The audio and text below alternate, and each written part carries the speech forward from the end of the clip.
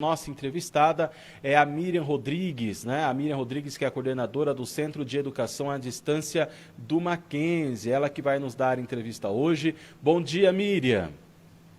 Bom dia a todos. Um prazer estar aqui com vocês hoje. Nós que agradecemos aí a sua participação, viu? Vanessa Dainese, pode começar a entrevista então com a Miriam sobre o tema de hoje, deixar o pessoal bem informado, o pessoal bem aí a par sobre essa questão de cursos online, cursos à distância, que teve aí um aumento, né, nos últimos meses aí, em decorrência de tudo que nós estamos passando. Vamos lá.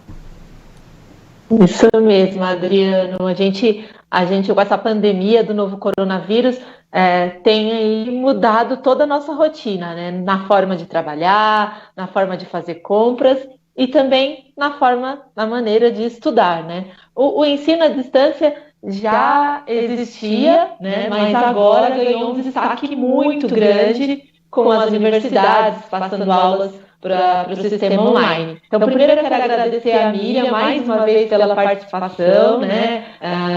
Esclarecendo aí um pouquinho para a gente sobre o ensino à distância, que ganhou toda essa visibilidade nos últimos meses. Então, Miriam, a gente começa perguntando sobre isso, né? Como que você tem visto, né? Como que o setor de educação à distância tem visto esse aumento, esse crescimento e essa busca, tanto por cursos de graduação, que existem, né? Os cursos de graduação à distância, como também os cursos para aperfeiçoamento, né? A pessoa quer lá fazer um curso de extensão, se aperfeiçoar para quando a pandemia passar, tá melhor para a sua profissão, para o seu trabalho. Como que você tem visto esse aumento? Bom, muito bem. Então, assim, acho que vale a pena a gente lembrar que a educação à distância ela não é um fenômeno novo, nem no Brasil e nem fora do país. No censo de 2018 do MEC, nós observamos aproximadamente 40% de matrículas de graduação já no ensino à distância, não é? Então, é uma modalidade de ensino que vem crescendo aqui no Brasil aos poucos, mas a gente observa, né, com muita clareza, tanto nos cursos de graduação como nos cursos de pós-graduação, cursos de curta de duração sendo realizados na modalidade à distância, né? Já era sabido por nós, né, das vantagens da modalidade à distância, não é? Que acho que vale a pena destacar que ela não é mais fácil do que os cursos presenciais, ok? Isso é alguma coisa que as pessoas perguntam para a gente com uma certa frequência. Estudar à distância é mais fácil? Não, não é mais fácil, né? Dependendo da forma que a gente avaliar, exige até mais organização do estudante, não é? Existe uma proatividade muito maior. Mas o fato é que, cada vez mais, com o passar dos anos, a gente percebe o aumento na procura por esses cursos, por uma questão de mobilidade, não é? Então, nas grandes cidades do mundo, a gente verifica o quanto que é difícil, né, as questões relacionadas ao trânsito, por exemplo. Então, quando a gente pensa na educação à distância, a gente tem essa questão da mobilidade bastante resolvida, né? Um outro aspecto é no que se refere à organização do tempo, né? Então, assim, o estudante ele tem uma agenda de atividades a serem entregues, avaliações, conforme o curso, e ele consegue se organizar nesse sentido. Hoje a gente tem internet em qualquer parte do mundo. É difícil até você conversar com uma pessoa que diga que está num lugar onde não tem internet. Então, já estive na Patagônia e consegui realizar as minhas atividades normalmente. Hoje, eu não estou na universidade neste momento, mas hoje, para mim, é um dia de trabalho normal, como outro qualquer. Então, as tecnologias que nós temos disponíveis hoje, juntamente com todo o aprendizado que já existe no que se refere a esta modalidade do ensino à distância, ela nos dá propriedade para dizer que a gente consegue ter um ensino de qualidade tanto no presencial quanto à distância. E, de fato, a gente está vivendo um momento muito especial neste sentido, não é? Onde as escolas, as universidades, não só as universidades, a gente está falando de ensino médio, estamos falando de ensino fundamental também, estão se reinventando, né, buscando novas maneiras de ensinar e aprender de uma maneira não presencial, já que, em função dessa pandemia, né, um momento muito novo para todos nós, não é possível a presencialidade. E Miriam, como que você tem visto essa questão? Assim, algumas universidades, né, não investiam tanto na modalidade à distância, até porque, como você disse, as pessoas têm essa mentalidade, às vezes, de achar que é mais fácil, ou confia mais num curso presencial. Como você está vendo aí as universidades que não investiam, tendo que correr atrás, né, vamos dizer, do prejuízo, para poder se adequar e oferecer essa educação aos seus alunos, e também essa questão dos professores, porque dar uma aula presencial é totalmente diferente de uma aula virtual, né, onde você não tem aquela interação tão imediata. Como que você vê essa questão e como que está sendo a adaptação das universidades aí, né, nessa questão? Olha, são questões muito importantes estas que você está levantando, né? Então, em primeiro lugar, com relação às instituições que não se prepararam adequadamente para este momento. Veja, como a gente acabou de falar, educação à distância não é uma novidade. Então, se não houve essa opção pelo oferecimento do ensino à distância, realmente foi uma opção, e agora a gente está no momento em que não existe opção. Então, acho que tem uma coisa muito importante que a gente precisa observar nesse momento tão sensível, é que, na maioria dos casos, onde não havia uma expertise no que se refere ao ensino à distância, o que nós temos não são cursos à distância, são cursos presenciais adaptados a este momento que a gente está vivendo, que é completamente diferente de um curso que já nasceu à distância, que tem uma intencionalidade pedagógica para esta modalidade.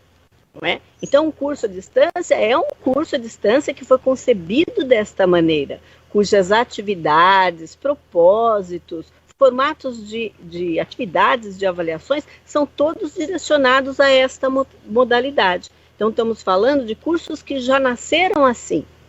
Uma outra questão é o que nós estamos vivendo agora de uma maneira contingencial, né? É uma resposta à pandemia, que é a adaptação de conteúdos inicialmente programados para serem naturalmente presenciais, que estão sendo adaptados para o ensino à distância. Às vezes, a gente tem reações de alunos, por exemplo, eu não gosto do EAD. Muito bem, mas o que está sendo oferecido agora é uma adaptação para um ensino que não é nem EAD e nem presencial. São ações de contingência que estão sendo oferecidas.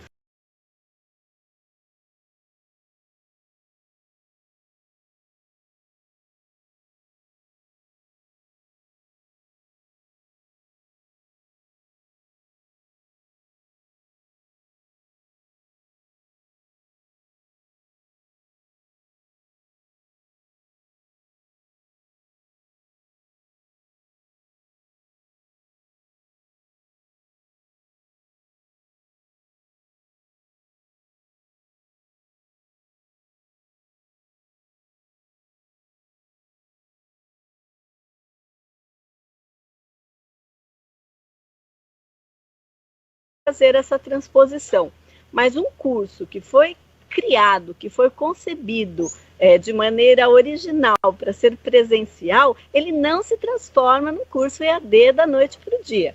O que nós estamos vendo, né, vivenciando, é uma transformação e uma adaptação. E aí, assim, focando um pouco mais na sua questão, aí as instituições de ensino que não haviam tido este olhar estão tendo que se mobilizar de uma maneira um pouco mais intensa. E isso não é fácil, porque, embora a tecnologia esteja disponível para a gente aí há muito tempo, não são coisas que se aprendem de uma hora para outra, né? Nem para os alunos e nem para os professores, que é o que você me pergunta na segunda parte aí da sua questão. Então, efetivamente, não é fácil, não é um botão que a gente aperta, onde os alunos e os professores passam simplesmente, né, de uma modalidade presencial para a modalidade à distância, né, ou dentro dessa contingência, como eu acabei de falar, de uma hora para outra, né? Então, nós todos estamos sendo bombardeados de quais são as ferramentas possíveis que eu posso utilizar para uma aula síncrona, não é? Eu posso conversar com os meus alunos, mas assim, para quem nunca viu isso antes, realmente é um processo de aprendizado rápido, porque não há muito tempo, não é? Há uma variedade de ferramentas, enfim, é um desafio muito grande. Então, cabe às instituições definir uma sistemática de trabalho durante este período de pandemia, né, dentre todas as ferramentas possíveis, né, qual é a ferramenta que nós vamos utilizar nesta instituição. Existem questões financeiras que fazem parte dessas opções também, e o adequado treinamento, orientação para o corpo de professores e para os alunos também. Nós podemos ter excelentes professores que absolutamente dominam o conteúdo das suas disciplinas, mas que, frente à utilização de novas tecnologias, podem não se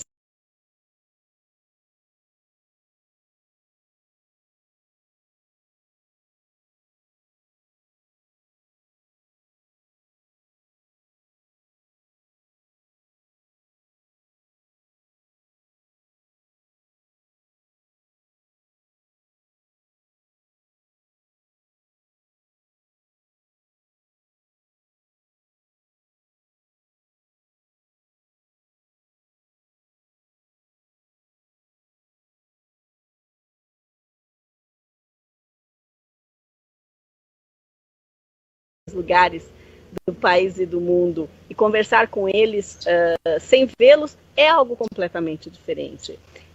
A minha experiência sinaliza que não é bom nem ruim, né? É apenas diferente. A modalidade presencial e a modalidade EAD, ambas são fantásticas, com possibilidades pedagógicas infinitas e maravilhosas. E a opção realmente vai ao encontro daquilo que é possível, daquilo que o estudante quer, e por aí vai. Mas, sem dúvida nenhuma, acho que, acima de tudo, é um momento desafiador para as instituições, para os professores e para os alunos. É um momento de grande aprendizado, né? Acho que, assim, olhando um pouco para trás, né, o que a gente deixou de considerar, né? Olhando para o presente. Então, assim, puxa, a gente vai ter que resolver essas situações muito rápido, porque o tempo está passando, o semestre está passando, tem aulas a serem dadas, tem conteúdos que precisam ser tratados, né? E tem o que os futurólogos de plantão ficam dizendo, né, a todo momento, que é assim como será daqui para frente, né? E não tem fórmulas para isso. Agora, muito possivelmente, instituições de ensino que não olharam aí com atenção para este assunto estão sentindo mais este momento desafiador que instituições que vêm se preparado aí ao longo dos últimos anos. A gente conversa muito, né? Eu converso sobre EAD o dia inteiro com todo mundo, né? Essa é a minha vida no momento, eu trabalho com isso todas as horas disponíveis que eu tenho, e a gente ainda ouve falar, pessoal, que o EAD é uma coisa do futuro. Isso é alguma coisa muito anacrônica, né? Isso é curioso, porque EAD não é uma coisa A gente tem universidades do mundo inteiro trabalhando com EAD há décadas. Então, assim, a simples afirmação de que EAD é uma coisa do futuro, né, esse é um posicionamento crítico que eu tenho, já significa uma visão um pouco míope da realidade que a gente tem hoje. Então, o EAD é uma coisa do passado, do presente e do futuro. Né? E esse é um momento realmente muito especial para a educação à distância no Brasil e no mundo como um todo. Acho que é um momento muito bom. Miriam, a gente sabe que muitas pessoas, principalmente empregadores, tinham um pouco de receio de contratar pessoas que fizeram cursos à distância. Você acredita que vai diminuir esse preconceito, já que estamos sendo obrigados a trabalhar de casa, está se mudando também esse conceito sobre o home office? Você acha que vai mudar, que a visão do empregador vai ficar mais aberta a essa possibilidade de ver que realmente um profissional que fez um curso EAD tenha o mesmo potencial, ou às vezes até mais do que um que fez o curso presencial? Sim.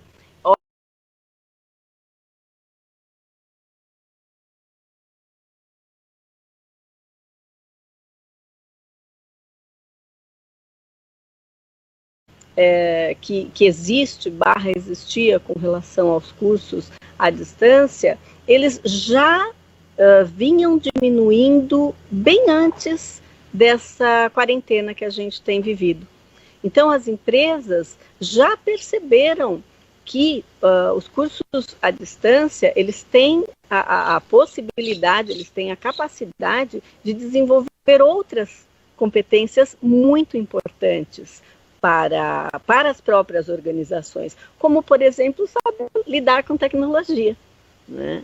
Então, o estudante, né, de um curso à distância, de uma maneira geral, ele tem muito mais proficiência com ferramentas tecnológicas, porque ele é obrigado a lidar com elas, ele é obrigado a, às vezes, resolver situações sozinho. Então, isso já vem sendo percebido há algum tempo. A gente tem dialogado com as empresas e esta restrição, esse preconceito que efetivamente existia num passado com relação aos estudantes oriundos de cursos à distância, sentiam, né, no processo seletivo, etc, etc.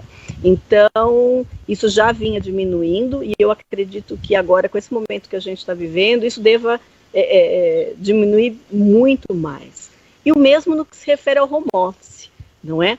Então, é algo que a gente está experimentando, né? Eu claramente estou aqui no home office, estou trabalhando. Trabalhei antes de estar aqui conversando com vocês. Tem um dia inteiro de trabalho e de reuniões que a gente faz usando ferramentas tecnológicas, onde a gente vê as pessoas, discute assuntos do dia a dia, discute assuntos pantanosos, tomamos decisões estratégicas, né? Então, assim, nós não estamos falando de algo que nós estamos supondo como será. Nós passamos a falar de coisas que nós estamos vivendo e estamos comprovando que é possível trabalhar. Nós não estamos achando, isso não é um experimento, né? Nós não estamos tentando trabalhar à distância, nós estamos trabalhando à distância. E vocês estão trabalhando, eu vejo, né, na TV o trabalho de jornalistas, então estamos trabalhando. Então, eu acredito que estamos vivendo um ponto de inflexão bastante definido com relação ao mundo, né, da educação e ao mundo do trabalho também. Isso sem pensar, se você falar do home office, nas questões de custos, não Exato. O quanto que para a empresa pode ser vantajoso que o profissional trabalhe 100% do seu tempo em casa ou uma parte do tempo em casa. E o quanto que é bom para a gente também poder estar mais perto da família, enfim, tem uma série de questões. É claro que como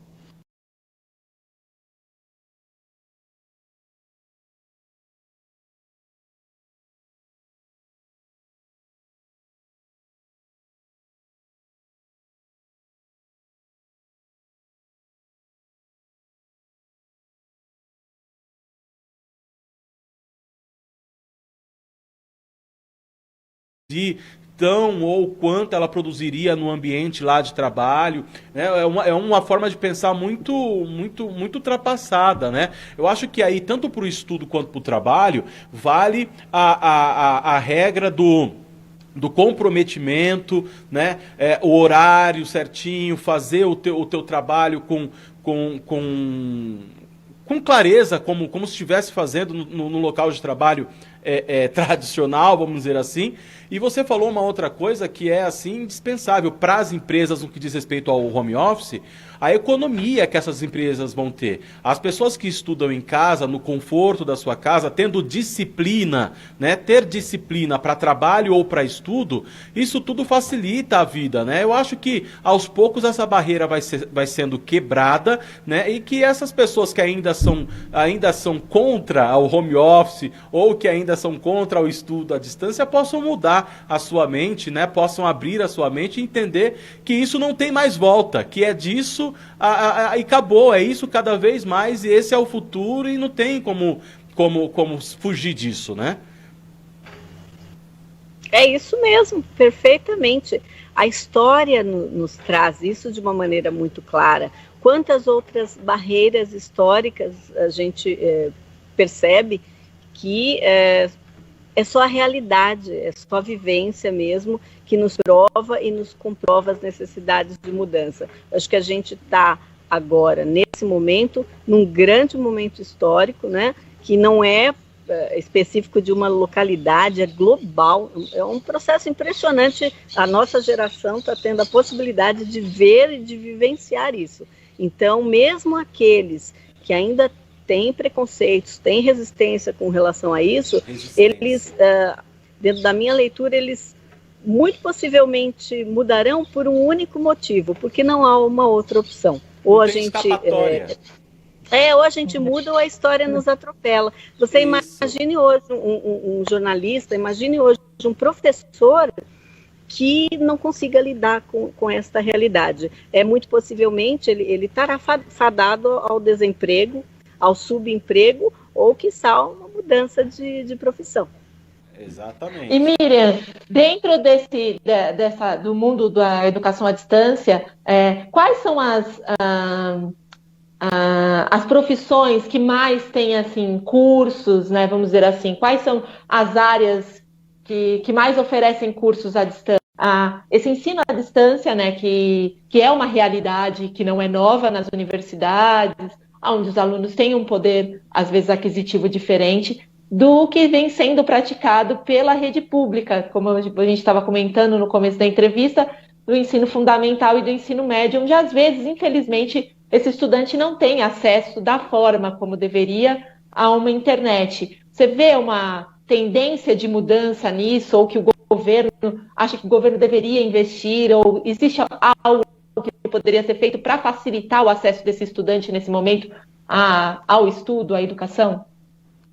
Sim, esse ponto que você está trazendo realmente é extremamente importante. Nós temos realidades diferentes, sim, quando falamos do mundo das escolas privadas e do mundo das escolas públicas. A gente já vem percebido há alguns anos, né, alguns investimentos governamentais no que se refere à informatização das escolas. Então, dizer que nada foi feito, eu creio que seria um exagero, mas entendo ser pertinente e necessário reforçar que muito ainda precisa ser feito nesse sentido. Eu tenho observado algumas iniciativas na rede pública, algumas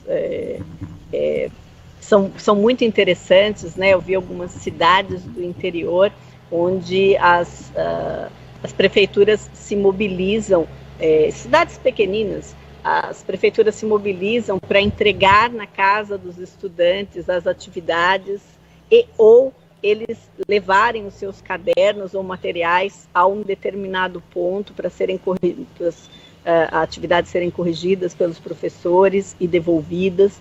Então, assim, na ausência de recurso, eu penso que só o que não pode ser feito é não fazer nada. Alguma coisa precisa ser feita. Então, esses pequenos exemplos sinalizam aí para a gente que, quando se quer alguma coisa, sempre é possível ser feito, porque para qualquer estudante perder um semestre é alguma coisa muito significativa. E eu penso que um outro grande sinalizador desses pequenos exemplos é que, puxa, não temos recursos, né, disponíveis à população, então internet gratuita, acessível para professores, para estudantes. Às vezes nem o professor tem acesso a uma boa internet, por exemplo. Então, um olhar do poder público a respeito dessas questões é mais que fundamental. Então, a começar pelo acesso à internet e aí a viabilização de qual equipamento vai se utilizar. Muita coisa hoje a gente faz pelo celular, mas essa é também uma outra grande discussão que a gente tem no próprio EAD, né? Então, usar o celular para brincar, usar o celular para fazer filminho, usar o aplicativo A, B e C, as crianças e os jovens conseguem, mas às vezes para utilizar para uma função pedagógica que às vezes nem sempre é tão legal quanto brincar, nem sempre funciona bem. Então aí a gente temos um longo caminho pela frente e assim, a minha perspectiva nesse sentido é muito otimista, porque eu não cheguei a comentar sobre esse aspecto. Acho que tem uma questão muito importante que é pertinente à educação à distância, que é a democratização que ela oferece nos diferentes espaços geográficos. Então a gente consegue ter um excelente professor de uma excelente universidade do Brasil, e esse professor ele consegue fazer chegar a sua sapiência, a sua expertise aos diferentes rincões do nosso país, que é tão grande, e do mundo. Então esse aspecto da democratização que é propiciado pelo EAD é maravilhoso. Então assim, eu fico muito otimista com relação a esse momento, a essa sacudida que até aquelas pessoas que não gostam muito, que não são muito partidárias, elas estão recebendo. Assim, a maneira como elas vão reagir, né, o que será depois, a gente não sabe, né? Eu não tenho expectativa que 100% das pessoas achem maravilhoso, mas que a sacudida, ela está ocorrendo, e acho que vai converter uma grande parte aí desses incrédulos. Miriam, como você disse, o futuro parece ser promissor aí para a educação à distância. Eu queria que você deixasse uma mensagem, não estou terminando a entrevista, mas eu queria que você mandasse um recado para quem está assistindo agora em casa e que está na dúvida se faz ou não um curso à distância, e também para os professores que estão vivendo esse dilema, né, dessa transição do presencial para o virtual.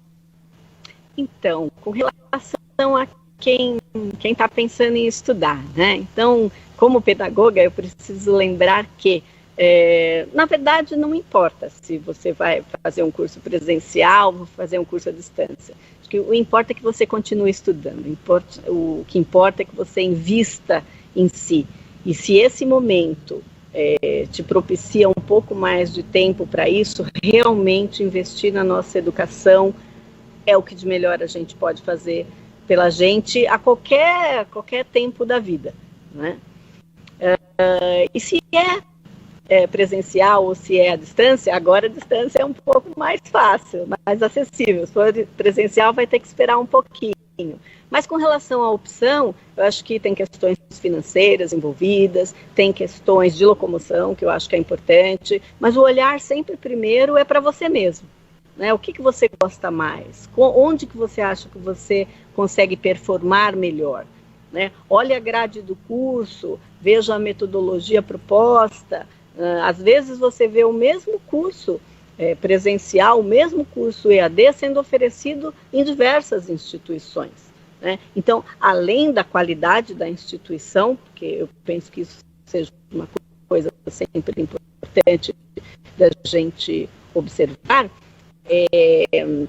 olhar a metodologia, olhar o conteúdo, né? E assim, de novo, olhar primeiro para si, né? Onde você acha que você vai performar melhor. E assim, acho que a dica é: não deixe de experimentar, não deixe de conhecer o novo, não perca essa oportunidade, porque eu sei que é meio lugar comum dizer isso, mas assim, as crises sempre trazem coisas muito ruins, mas sempre trazem oportunidades também, e estudar sempre é uma oportunidade. Acho que vale a pena lembrar, aí pensando nos estudantes, que tem muita coisa gratuita que tem sido oferecida por diversas instituições, que inclusive aproveitam esse momento para fazer o seu merchandising, o que não é pecado nenhum. Então, se tem alguém por aí que tem tempo, né, às vezes a gente não tem o recurso financeiro, que nesse momento também é uma outra discussão super sensível, não é? Mas tem muita coisa gratuita, de boa qualidade, que está sendo oferecida por aí. Então, vale a pena pesquisar e vale a pena investir o tempo nisso. A gente costuma dizer que a educação é algo que nunca ninguém nos tira. A gente pode perder algumas coisas materiais ao longo da vida, infelizmente, porque faz parte, às vezes, da nossa história, mas aquilo que a gente adquire na nossa formação educacional, isso nenhuma crise pode tirar. Então, investir em educação agora e sempre, né? E para os meus colegas professores, não é, que estão aí vivendo esse desafio que não foi escolhido, nós estamos vivendo coisas com relação às quais nós não escolhemos. Elas chegaram até nós e nós precisamos reagir. Então, esse reagir é o reagir do professor mesmo, né? Aquele que estudou, aquele que estuda, que qualquer que seja a disciplina que leciona, de uma maneira geral, é alguém que escolheu ser professor por um serviço à comunidade.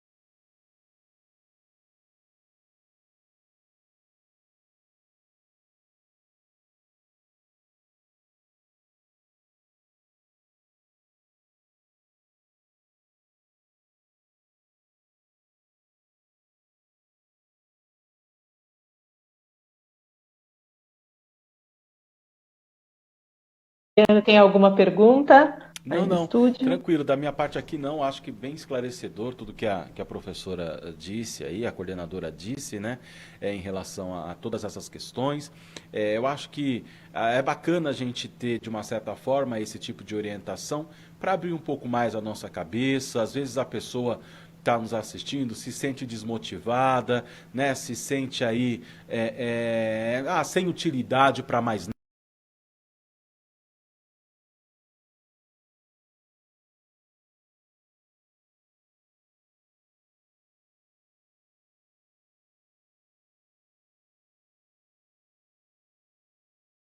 Quando você escuta uma orientação dessa, você pode despertar dentro das pessoas a vontade de acessar algum site, de alguma faculdade, de algum curso, né? E aí a pessoa começa a olhar, vê algo, se interessa, entra em contato. Daqui a pouco a pessoa fez um curso, seja lá qual for esse curso, daqui a pouco apenas por hobby, né? Ou por ela falar assim, eu tenho ali um certificado, eu fiz um curso, ou não.